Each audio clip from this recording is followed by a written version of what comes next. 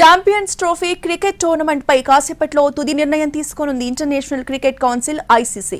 Tournament ను hybrid విధానంలోనే నిర్వహించాలని ఐసీసీ నిర్ణయించే అవకాశం ఉంది. కాగా ఛాంపియన్స్ ట్రోఫీని హైబ్రిడ్ విధానంలో నిర్వహించడానికి పాకిస్తాన్ నిరాకరిస్తోంది. అయితే పాకిస్తాన్ కు క్రీడాకారులను పంపేది లేదని భారత్ స్పష్టం చేసింది. దీంతో హైబ్రిడ్ ప్రతిపాదనకు అంగీకరించాలని ఇప్పటికే పాక్ కు సూచించింది ఐసీసీ. హైబ్రిడ్ విధానానికి పాక్ ఒప్పుకుంటే భారత్ తలపడే మ్యాచ్లను యూఏఈలో నిర్వహిస్తారని తెలుస్తోంది. ఒకవేళ ఛాంపియన్స్ ట్రోఫీ కనుక పాక్ దాటి వెళ్తే ఆతిథ్య హక్కుల కోసం ఐసీసీ ఇచ్చే $6 మిలియన్ పాటు టోర్నమెంట్ నిర్వహణ ద్వారా వచ్చే ఆదాయాన్ని పాక్ కోల్పోయే అవకాశం ఉంది.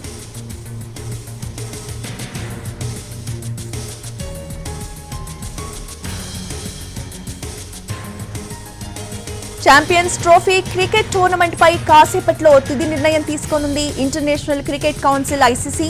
టోర్నమెంట్ ను హైబ్రిడ్ విధానంలోనే నిర్వహించాలని ఐసీసీ నిర్ణయించే అవకాశం కనిపిస్తోంది. కాగా ఛాంపియన్స్ ట్రోఫీని హైబ్రిడ్ విధానంలో నిర్వహించడానికి పాకిస్తాన్ నిరాకరిస్తోంది. పాకిస్తాన్ కు క్రీడాకారులను పంపేది లేదని భారత్ స్పష్టం చేసింది. దీంతో హైబ్రిడ్ ప్రతిపాదనకు అంగీకరించాలని ఇప్పటికే పాక్ కు సూచించింది ఐసీసీ. హైబ్రిడ్ విధానానికి పాక్ ఒప్పుకుంటే భారత్ తలపడే మ్యాచ్లను యూఏఈలో నిర్వహిస్తారని తెలుస్తోంది. ఒకవేళ ఛాంపియన్స్ ట్రోఫీ కనుక పాక్ దాటి వెళ్తే ఆతిథ్య హక్కుల కోసం ఐసీసీ ఇచ్చే $6 మిలియన్ పాటు టోర్నమెంట్ నిర్వహణ ద్వారా వచ్చే ఆదాయాన్ని పాక్ కోల్పోయే అవకాశం ఉంది.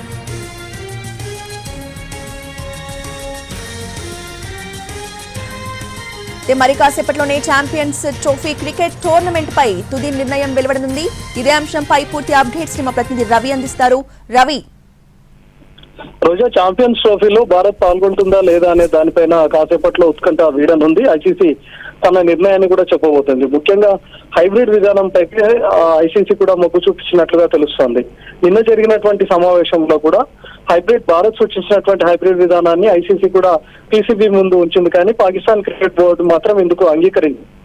భారత్ ప్రతిపాదించిన వాటిలో మొత్తం 3 ప్రతిపాదనలు ఉన్నాయి. భారత్ లేకుండానే పూర్తిగా ఛాంపియన్స్ ట్రోఫీ నిర్వహించుకోవడం. రెండవది, భారత్ జరిగేటటువంటి మ్యాచ్లు మాత్రమే ఇతర దేశాల్లో నిర్వహించి మిగతా దేశాల మ్యాచ్లన్నీ కూడా పాకిస్తాన్ లో నిర్వహించుకోవడం. మూడవది, మొత్తం అన్ని మ్యాచ్లన్నీ పాకిస్తాన్ వెలుపల నిర్వహించి బ్రాడ్కాస్టింగ్ రైట్లన్నీ కూడా పీసీబీకే ఇవ్వడం. ఈ 3 ప్రతిపాదనలు పాకిస్తాన్ క్రికెట్ బోర్డు ముందు అటు ఐసీసీ ఉంచింది, అదేవిధంగా భారత్ కూడా ఉంచింది. ఐసీసీ కూడా ఈ హైబ్రిడ్ విధానంలో 3వ విధానానికి కూడా తలొగ్గింది. ఎందుకంటే చూపించింది మొత్తం మ్యాచ్లు అన్నిటి కూడా పాకిస్తాన్ లో నిర్వహించి కేవలం భారత్ ఆడే మ్యాచ్లు మాత్రం వెలుపల నిర్వహించే విధంగా ఐసీసీ కూడా మొగ్గు చూపుతుంది. కానీ పాకిస్తాన్ మాత్రం భారత్ లేకపోయినా సరే మేము ఖచ్చితంగా ఛాంపియన్స్ ట్రోఫీ నిర్వహించే తీరుతాం, అన్ని మ్యాచ్లు ఖచ్చితంగా పాకిస్తాన్ లోనే జరగాలని మాత్రం పాకిస్తాన్ పట్టుబట్టింది.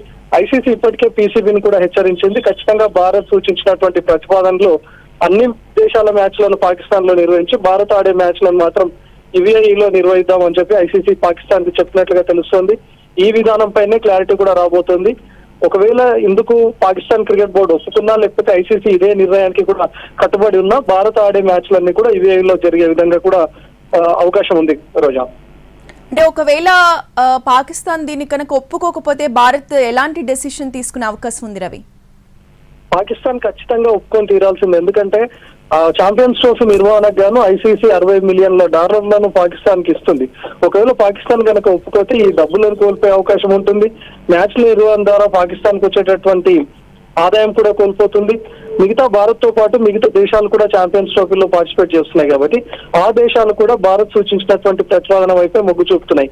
మాకు ఎలాంటి ఇబ్బంది లేదు, భారత్ కు ఉన్నటువంటి ఇబ్బంది పాకిస్తాన్ కు రాకుండా ఉండడమే కాబట్టి భారత్ కోరినట్లు విధంగా భారత్ మ్యాచ్లన్నింటినీ కూడా ఇతర దేశాల్లో నిర్వహించేందుకు మాకు ఎలాంటి ఇబ్బంది లేదు, మాకు ఎలాంటి ఆటంకం కూడా లేదని చెప్తా ఉంది. మేము పాకిస్తాన్ కు వచ్చి ఆడతామని కూడా ఇతర దేశాలు సిద్ధంగా ఉన్నాయి, భారత్ వైపే మద్దతు ఇస్తున్నాయి. కాబట్టి ఖచ్చితంగా పాకిస్తాన్ ఒప్పుకొని తీరాల్సిందే. లేకపోతే ఐసీసీ కూడా ఈ విషయంలో సీరియస్ గానే ఉంది. పాకిస్తాన్ క్రికెట్ బోర్డును కూడా హెచ్చరించింది. నిన్న జరిగినటువంటి వర్చువల్ మీటింగ్ లో కూడా ఐసీసీ ఈ హైబ్రిడ్ విధానం పైపే మొగ్గు చూపించింది. కాబట్టి సో పీసీబీ ప్రెసిడెంట్ ఇప్పటికీ దుబాయ్ లోనే ఉన్నారు. సో తనతో ఇంకా సంప్రదింపులు జరుగుతున్నాయి. ఖచ్చితంగా ఈ విధానానికే మొగ్గు చూపుతుంది అనే అవకాశాలు ఎక్కువ కనిపిస్తున్నాయి. రోజా, రైట్, థ్యాంక్ యూ రవి.